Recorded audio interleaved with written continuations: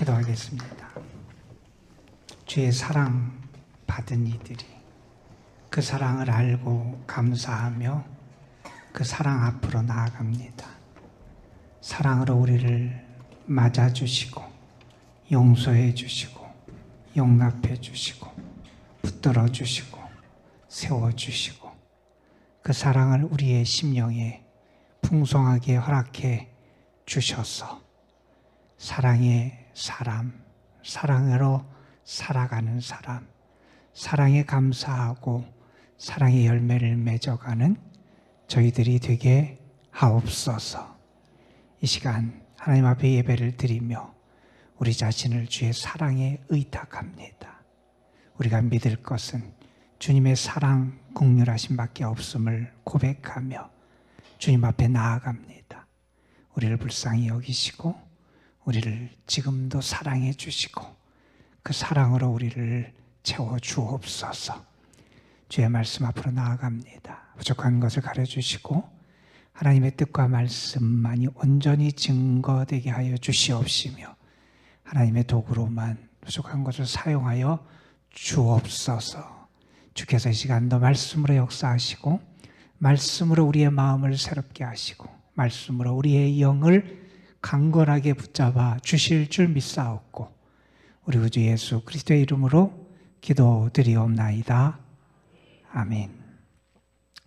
사순절을 보내고 있는 우리에게 지난주에 하나님은 하나님의 거룩함을 우리가 닮아가기를 기대하시는 말씀을 주셨습니다. 다시 말해서 이 사순절에 우리가 성결하게 정결하게 살기를 당부해 주셨습니다. 내 진영을 거룩하게 하라. 내가 살아가는 그 자리에 불결한 것, 더러운 것이 그 자리에 함께하지 못하게 해야 한다 하는 것을 우리에게 가르쳐 주셨지요.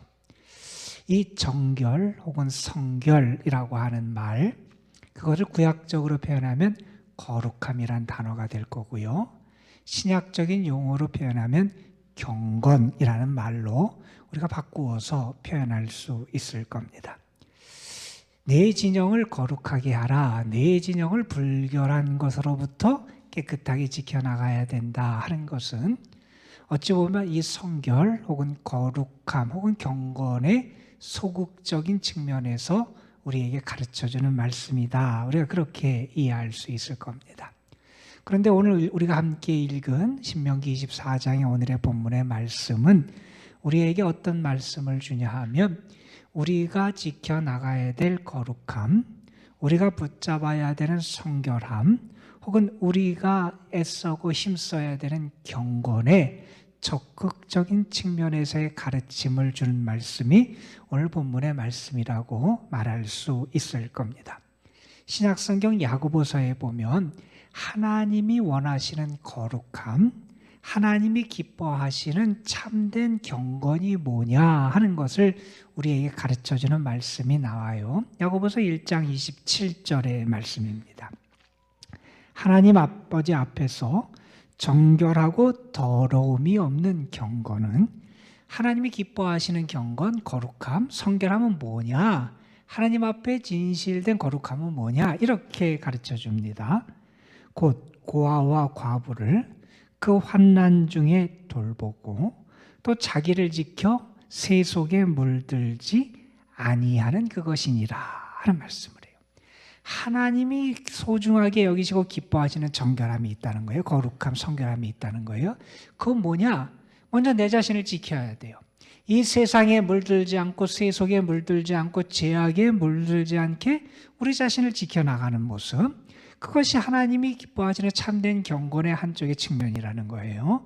그런데 우리의 경건, 우리의 거룩함은 나 자신을 지켜나가는 깨끗하게 하는 차원에만 머물러서는 안 되고 한 걸음 더 나아가서 이렇게 해야 된다는 겁니다. 고아와 과부를 환난 중에서 그들을 도우라 하는 거예요.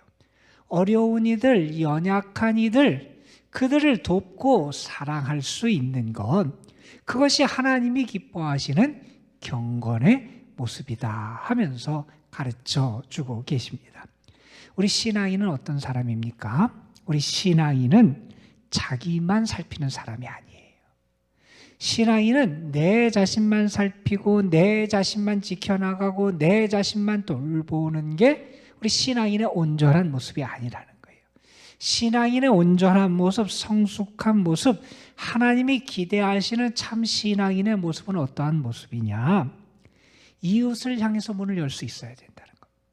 이웃을 향해서 내 창을 열 수 있어야 된다는 거예요. 그리고 그들을 바라보고 그들에게 다가가서 사랑을 나누고 주의 은혜를 나누는 삶, 그것을 하나님께서 기대하신다는 거예요. 그게 참 신앙인의 모습이고 성숙한 신앙인의 모습이고 하나님이 원하시는 참된 거룩함, 경건의 모습이다 하는 것을 우리는 기억해야 한다는 겁니다. 오늘 우리는 신명기 24장에 있는 말씀 가운데 일부를 읽었어요. 오늘 말씀은 특별히 한 계층을 다루고 있는데 그 계층은 어떤 사람이냐면 나그네, 고아, 과부로 대변되는 사람들이에요. 이 객과 과부와 고아는 당시 구약시대에서 가장 불쌍하고 연약한 사람들을 지칭할 때 쓰는 칭호였어요. 여러분, 나그네, 딴 지역에 갔어요. 그를 도와줄 자기 부족도 자기 가족도 없는 사람이에요. 여러분, 고아, 자기의 삶을 지탱해주고 보호해주고 이끌어줄 부모가 없는 사람이 고아잖아요. 과부, 당시 사회에서 남편을 잃었다는 것은 자기가 살아갈 터전을 잃었다는 것과 마찬가지로 여겨지는 그러한 사회였어요. 다시 말해서 나그네, 고아, 과부는 그 삶의 기반이 너무나 연약하고 그 모든 것이 너무나 다 힘들고 아픈 불쌍한 영혼들을 나타낼 때 고아와 과부, 나그네를 칭했어요. 이 고아와 과부와 나그네에 대해서 특별히 다루고 있는 말씀이 오늘 본문의 말씀이에요. 오늘 본문 말씀 우리가 조금 더 잘 이해하려면 오늘 본문 말씀이 위치하고 있는 그 문맥, 맥락을 좀 한번 살펴봐야 돼요. 오늘 우리가 24장 17절 이하의 말씀을 읽었어요. 그런데 24장 앞부분부터 25장 4절 앞부분까지의 이 말씀은 특별히 뭘 우리에게 설명하고 해석해 주는 말씀이냐 하면 10계명의 제9계명을 우리에게 해석해 주고 설명하는 말씀이에요. 여러분, 10계명의 제9계명은 이런 겁니다. 내 이웃에 대하여 거짓 증거하지 말아라 하는 말씀이에요. 거짓 증거하지 말아라 라고 하는 말씀은 일반적으로 재판장에서 재판하는 그 자리에서 사용하는 용어예요. 재판할 때 증인이 됩니다. 증인된 사람이 거짓을 말하면 안 된다는 거예요.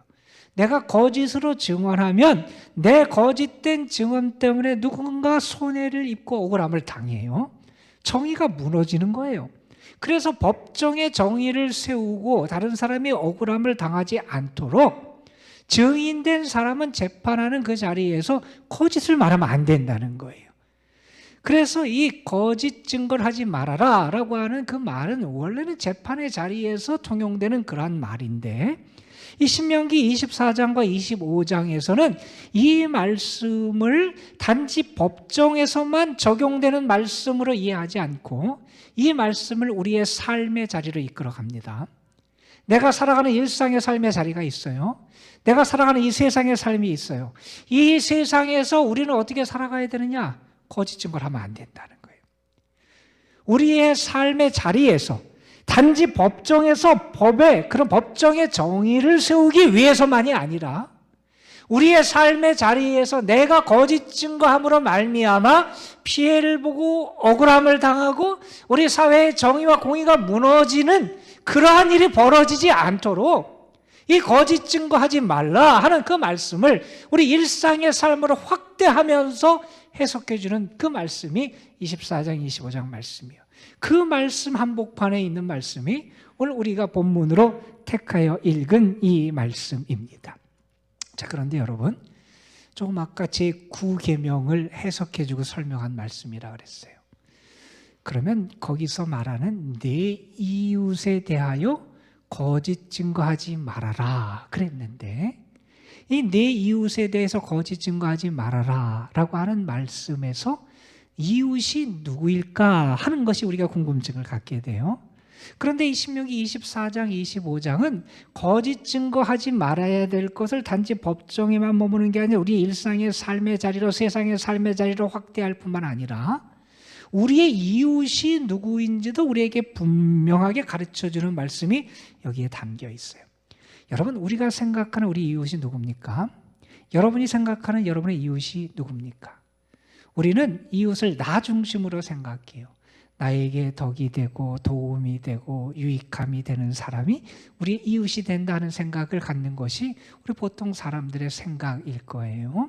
그런데 여러분, 이 신명기 말씀에 보면 어떤 말씀을 하냐 하면 내 이웃에 대해서 거짓 증거하지 말아라. 다시 말해서 내가 거짓 증거를 해서는 안 되는 이웃. 내가 거짓 증거해서 억울함을 당하면 안 되는 이웃. 내가 말을 잘못하고 거짓말을 해서 그들의 삶에서 피해를 보면 안 되는 그 이웃. 돌려 말한다면 내가 돌보고 보호하고 배려해야 되는 그 이웃이 누구인지를 가르쳐 주는데, 이러한 사람들이 이웃이라고 가르쳐 줘요. 고아와 과부와 나그네가 이웃이라는 거예요. 그 약자들을 보호해야 된다는 거예요. 의인이 악인 때문에 고통을 당하면 안 된다는 거예요. 그래서 그 의인을 보호해야 된다는 거예요. 또한 심지어 이런 말까지 합니다. 집에서 키우는 짐승이나 내가 부리는 그러한 짐승이 있어요. 동물이 있어요. 포악한 그러한 주인 때문에 그 짐승들이 고통을 당하면 안 된다는 거예요. 내가 거짓 증거하면 안 되는 대상, 나 때문에 억울함을 당하면 안 되는 대상, 다시 말해서 내가 보호하고 돌봐야 되는 대상이 단지 나에게 유익을 주고 도움이 되는 사람, 아니 세상적으로 말하면 무언가가 있고 무언가를 가지고 있고 높은 명예를 가지고 있고 권세를 가지고 있고 잘 사는 그런 사람들이 아니라 연약한 사람, 내세울 것이 없는 사람, 그런 사람들이 내 이웃이라고 가르쳐주고 있다는 거예요. 여러분, 우리는 잘 좀 생각해 봐야 돼요. 우리들은 잘나고 잘 살고 힘 있는 사람, 높고 귀한 자들을 가까이 하고 싶어 합니다. 그런데 성경 우리에게 말합니다. 내가 생각해야 되는 이웃은 없는 사람, 볼품없는 사람, 연약한 사람이라는 거예요. 여러분, 심지어 어떤 얘기까지 하는지 아십니까, 여러분? 잘못을 범한 범죄자, 그도 무시하면 안 된다는 거예요. 심지어 이런 말씀이에요. 집에서 일하는 소, 그 소도 이스라엘 하나님의 사람들은 구박해서 안 된다는 거예요. 그 대상이 너 때문에 억울함을 당하면 안 된다는 거예요. 어느 분이 내 이웃이라고 하는 제목의 짤막한 글을 썼어요. 그 글에서 그분은 우리의 이웃이 누구인지를 이렇게 말하고 가르쳐 줍니다. 한번 잘 들어보세요. 내 이웃은 바로 만일 내가 돕지 않으면 누구도 돕지 못할 이. 내가 안 도와주면 어느 누구도 도와줄 사람이 없는 그런 사람이 이웃이라는 거예요. 그러면서 이렇게 말합니다. 그가 바로 내 이웃이다. 즉 오직 그를 도울 수 있는 사람은 나밖에 없느니. 그가 이웃이라는 거예요. 그러면서 이렇게 우리에게 권면합니다. 과감히 해라. 내 대신 아무도 할 수 없는 그 일을. 너만 도울 수 있는 그 사람이다. 내가 돕지 않으면 세상에 도울 사람이 없는 그런 사람이 있다는 거예요. 그가 이웃이라는 거예요. 있는 자, 권력이 있고 힘이 있는 자가 아니라 내가 돕지 않으면 안 되는 이가 우리의 이웃이라는 겁니다. 여러분, 오늘 말씀은 우리에게 두 가지를 특별히 아주 크게 교훈을 해요. 우리가 이웃에 대해서 거짓 증거하면 안 되는데 특별히 이 고아와 과부와 나그네 같은 사람에게 거짓 증거를 하지 않는 게 뭐냐? 이 두 가지 차원에서 우리에게 설명을 하는 말씀을 본문 말씀이에요. 오늘 본문 말씀 17절, 18절에 보면 이런 가르침을 합니다. 그들이 소송할 때 네가 억울함을 당하게 하면 안 된다는 거예요. 연약하고 힘이 없다고 그 사람들이 무시를 당하거나 억울함을 당하게 네가 해서는 안 된다는 거예요. 그 사람들이 피해를 보도록 그렇게 해서는 안 된다는 거예요. 그게 거짓 증거하지 않는 삶의 모습이라는 거예요. 그 사람들이 억울하게 당하지 않도록 소송할 때 그 사람들이 정말 힘이 없는 사람들인데 그 사람들이 억울함을 당하면 안 된다는 거예요. 이런 말도 해요. 과부의 옷을 전당 잡지 말아라. 그 당시에 그 옷은 재산이고 이불이었던 건데 그것이 없으면 살아갈 수 없는데 그 옷을 전당 잡지 말라는 거예요. 잡고 가서 하지 말라는 거예요. 그들이 피해를 보게 해서는 안 된다는 거예요. 자, 그 다음에 19절부터 22절에서는 내 이웃에 대해서 거짓 증거하지 않는 삶이 어떤 삶인지 우리에게 한 걸음 더 나가서 적극적으로 우리에게 이렇게 가르쳐 줍니다. 그것은 뭐냐 하면 남겨두라는 거예요. 추수에 관련된 얘기를 하죠. 추수를 했어요. 거뒀어요. 그런데 가다 보니까 한쪽은 추수를 안 한 것 같아요. 그러니까 다시 가서 추수하지 말라는 거예요. 내가 추수해서 곡식을 갖고 가는데 뭘 빠뜨린 것 같아요. 내가 갖고 가서 다시 가서 그것을 갖고 가지 말라는 거예요. 올리브 나무 추수했는데 한쪽을 비워놓으라는 거예요. 남겨두라는 거예요. 그 다음에 포도 추수를 했어요. 그런데 어떻게 하느냐? 포도나무 다 열매 떼지 말라는 거예요. 남겨두라는 거예요. 남겨두라는 거예요. 그게 이웃을 위한 삶이고 거짓 증거하지 않는 삶이라는 거예요. 여러분 이 말씀을 잘 생각해 보세요. 그냥 내가 가진 것 중에서 일부를 그냥 이웃에게 던져주라는 게 아니에요. 그냥 동냥하고 뭐하듯이 그렇게 던지라는 게 아니에요. 그들이 내 밭에 들어오게 하는 거예요. 그들이 내가 추수하고 있는 내 포도원에 들어오게 하는 거예요. 나의 삶의 자리에 그들을 위한 자리를 마련해 놓으라는 거예요. 그리고 들어올 수 있게 하라는 거예요. 여러분의 마음에 이웃이 들어올 수 있는 자리를 마련해 놓으라는 거예요. 그들을 그냥 동냥하듯이 그들 마음을 가지고 그렇게만 대하지 말라는 거예요. 그들이 내 마음 한구탱이를 차지할 수 있게 하라는 거예요. 그들이 들어와서 내 곡식을 가져갈 수 있도록 내 밭에 들어오게 하라는 거예요. 그게 하나님께서 하나님의 사람들에게 원하는 참된 거룩함, 경건의 모습이다 하는 겁니다. 그러면서 이렇게 합니다. 왜 이런 명령을 내리는지 알라는 거예요. 내가 예전에 애굽에서 종되었을 때, 노예였을 때 하나님이 너희를 구원해 주시고 성장해 주시고 구속해 주시지 않았냐는 거예요. 그러한 사랑과 은혜를 입은 너희가 마땅히 그렇게 해야 되지 않냐는 거예요. 여러분, 예수님이 우리를 찾아오셨습니다. 예수님이 이 땅에 오셨습니다. 예수님이 우리를 구원해 주십니다. 어떤 사람을 구원해 주십니까? 죄인을 구원해 주십니다.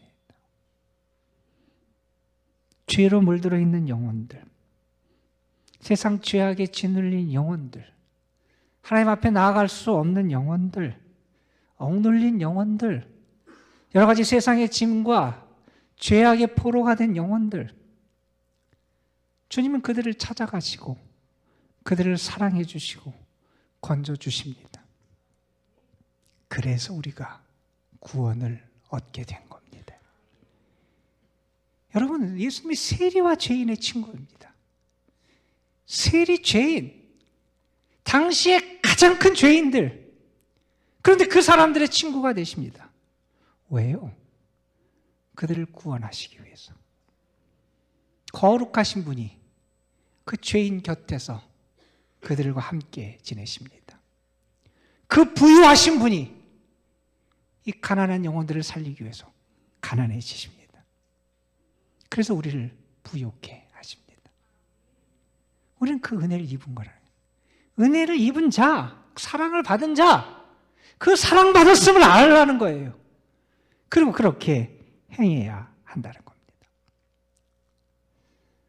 어느 동산에 두 그루의 나무가 있었어요. 한 나무는 키도 크고 이파리도 무성해요. 건강해 보여요. 다른 한 나무는 키도 작아요. 잎도 무성하지 않아요. 약해 보여요. 그 작은 나무는 불만이 있었어요. 저 큰 나무 때문에 내가 햇볕을 제대로 못 받아서 이렇게 키도 안 크고 자라지 않는다. 그래서 마음속에 불평이 있었어요. 어느 날 나무꾼이 지나가는 거예요. 그 나무꾼을 붙잡고 이 작은 나무가 부탁을 해요. 도끼로 저 큰 나무를 찍어서 좀 가져가라는 거예요. 나무꾼이 그 부탁을 들어줬어요. 도끼를 가지고 큰 나무를 찍어요. 큰 나무가 쓰러졌어요. 그 나무를 메고 가요. 옆에서 그 모습을 보고 있던 이 작은 나무는 기뻤어요. 그리고 속으로 이렇게 생각하며 중얼거렸어요. 야, 이제 나도 멋지게 자랄 수 있겠다. 여러분, 그런데 어떤 결과가 벌어진지 아십니까? 그늘이 되어주고 바람막이가 되어줬던 그 나무가 없어지니 뜨거운 햇빛, 세찬 바람에 그 작은 나무는 견딜 수가 없었어요. 그래서 쓰러졌어요. 여러분, 이웃이 없으면 내가 무너집니다. 우리가 볼 때 그럴 수 있어요. 세상의 기준으로 볼 때 오늘 말씀에 등장하는 사람들 참 초라해 보이고 약해 보이고 작은 대상일 수 있어요. 그들이 우리에게 어떤 도움이 될까? 그렇게 생각할지도 모르겠어요. 그런데 여러분, 어쩌면 그들이 여러분의 바람막이가 되주는 존재들이에요.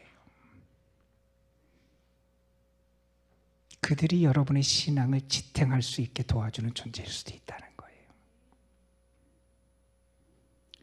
우리는 선한 사마리아인의 비유를 합니다. 한 율법사가 예수님에게 나와서 질문을 해요. 왜 질문을 하냐면 성경에 보면 예수님을 시험하려고 질문을 해요.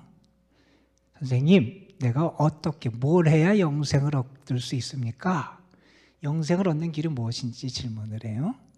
예수님이 그에게 말씀하세요. 성경에서 뭐라고 가르치대? 그랬더니 그가 대답을 합니다. 하나님을 사랑하고요, 이웃을 사랑하라 그랬습니다. 그래요. 예수님이 그 얘기를 들으신 다음에 이렇게 대답하세요. 너도 가서 그렇게 해라. 자, 사랑하라는 거잖아요. 하나님 사랑하고 이웃을 사랑하라. 그 영생을 얻는 길이라는 거예요. 그 다음에 예수님이 말씀하신 내용이 우리가 잘 아는 선한 사마리아인의 비유예요. 어느 유대인이 강도를 만나서 죽게 됐어요. 그런데 그 유대인을 도와준 사람, 그 유대인의 그 강도 만난 사람의 이웃된 사람이 누구냐? 누가 이웃이었느냐? 사마리아 사람이라는 거예요. 평소에 유대인들에게 무시를 당하고 사람 취급을 못 받던 존재인데 그 사람이 이 유대인 강도 만난 자를 도와주더라는 거예요. 그 강도 만난 자에게 이웃이 된 사람이 이 사마리아인이라는 거예요. 그 사마리아인은 신분을 초월해서 모든 장벽을 초월해서 자기가 당했던 무시 이런 것을 초월해서 사랑을 베풀 줄 알았던 사람이었어요. 자기도 강도를 만날 줄 몰라요. 어떤 위험이, 생명의 위험이 있을지 몰라요. 그런데 도망가지 아니하고 위험을 감수하고 사랑을 해요. 뿐만 아니라 그를 돌볼 뿐만 아니라 여관에 그 주인에게 맡기면서 자기의 돈을 줘요. 그리고 부족하면 자기가 나중에 와서 더 책임질 테니 돌봐달라고 말해요. 끝까지 책임지는 그런 사랑의 모습을 보여줘요. 자, 이 비유를 예수님께서 말씀하신 다음에 그 사람에게 말하죠. 누가 강도 만난 사람의 이웃이냐 하는 질문을 하세요. 그 율법사가 예수님에게 나와서 한 질문은 이거였습니다. 무엇을 해야 영생을 얻습니까? 예수님이 이렇게 답하신 거예요. 그 강도 만난 사람의 이웃이 되는 사람이 참된 영생을 얻는, 은혜를 얻는 사람이 된다는 말씀이에요. 그 핵심은 뭐냐면 사랑이지요. 여러분, 이웃이 있어서 우리가 사랑을 하잖아요. 그렇죠? 그런데 반대도 한번 생각해 보세요. 사랑을 하기 때문에 이웃이 생기는 거예요.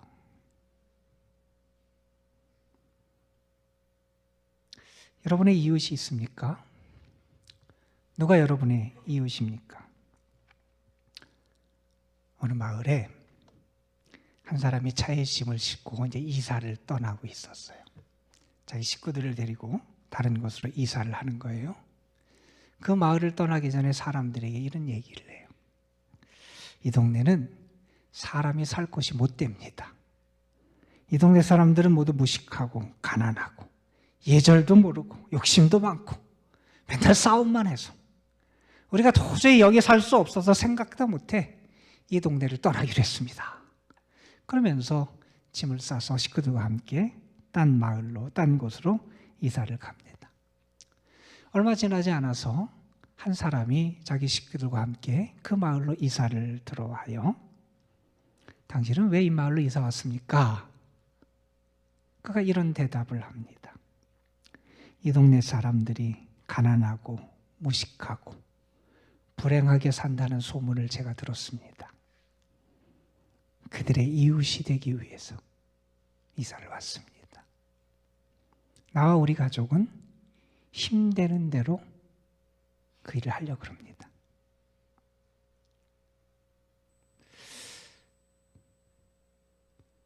사순절, 주님의 사랑받은 우리가 해야 될 일이 있다는 겁니다.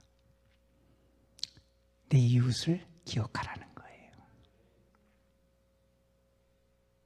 이웃을 향해서 내 마음도 열어야 되고요, 내 삶도 열라는 거예요. 그들을 사랑하고 돌보라는 거예요. 참된 경건은 입술의 고백에만 있는 게 아니라는 거예요. 주님이 우리를 위해서 자신의 것을 다 나눠주셨어요. 바울의 표현대로 부자인 그분이 가장 가난해지셨어요. 그 은혜를 받았잖아요. 알잖아요. 그러면 정말 주님이 원하시는 경건을 좀 삶에서 행해야 되지 않겠냐는 거예요. 여러분에게 이웃이 발견됐으면 좋겠어요. 이웃이 보였으면 좋겠어요. 이웃이 기억됐으면 좋겠어요. 이웃과 함께 살아가는, 주님을 닮아가는 모습이 좀 회복됐으면 좋겠습니다. 거기에 이 땅에 소망이 있지 않겠어요, 여러분? 우리 같이 찬양 하나 부르죠. 낮엔 해처럼 밤엔 달처럼 그렇게는 살 수 없을까? 우리 잘 아시는 찬양일 거예요. 우리 한번 찬양 부르면서 가사 한번 생각하면서 혹시 우리의 믿음은 저런 모습이 아닌지 한번 생각해 보면서 같이 찬양하죠.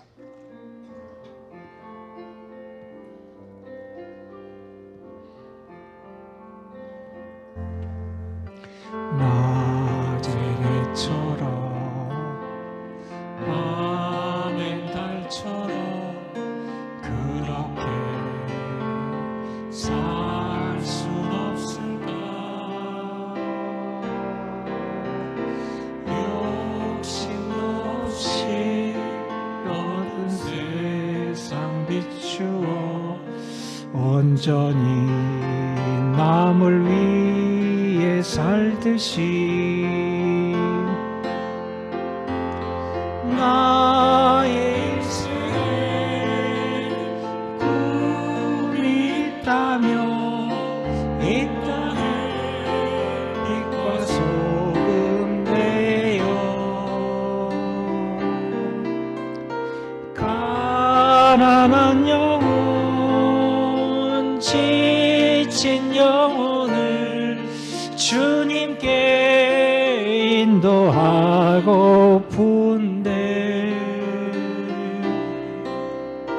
나의 욕심, 나의 못난 자가 언제나 커다란 징계여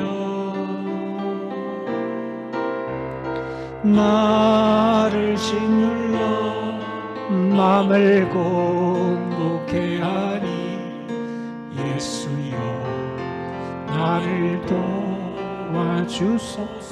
예수님처럼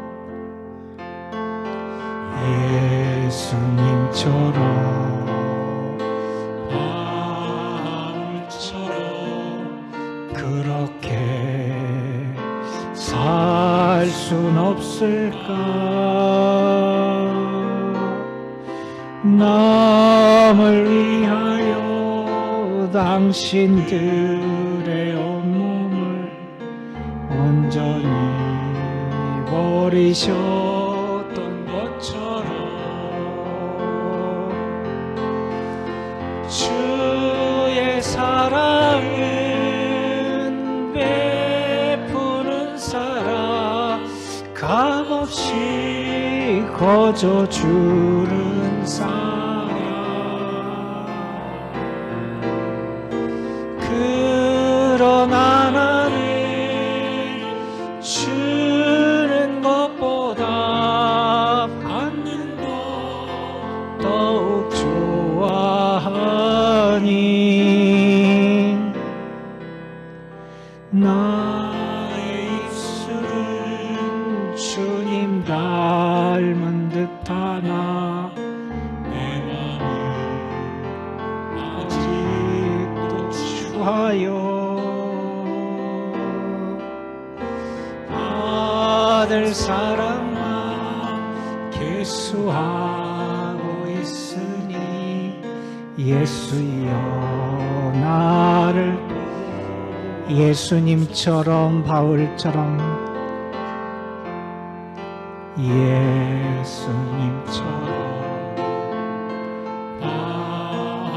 바울처럼 그렇게 살 순 없을까? 남을 위하여 당신들의 온몸을 온전히 버리셨던 것처럼 주의 사랑은 베푸는 사랑, 값없이 거저주는 사랑. 그러나 나는 주는 것보다 받는 것 더욱 좋아하니 나의 입술은 주님 닮은 듯하나 내 마음은 아직도 추하여 받을 사랑만 계수하고 있으니 예수여 나를 도와주소서. 기도하겠습니다. 주님, 우리를 도와주옵소서. 우리를 도와주옵소서. 여전히 이기적이고 자신만을 바라보고 생각하고 여전히 이웃을 바라보지 못하고 이웃을 향해서 우리의 마음이 닫혀있고 생각이 닫혀있는 우리를 불쌍히 여겨주시고 주님 우리를 도와주셔서 이웃을 기억하고 사랑을 베풀 대상이 보이게 하시고 주님을 닮은 주님의 그 따뜻한 사랑을 나누고 전할 수 있도록 우리를 인도하여 주옵소서. 우리 구주 예수 그리스도의 이름으로 기도드리옵나이다. 아멘.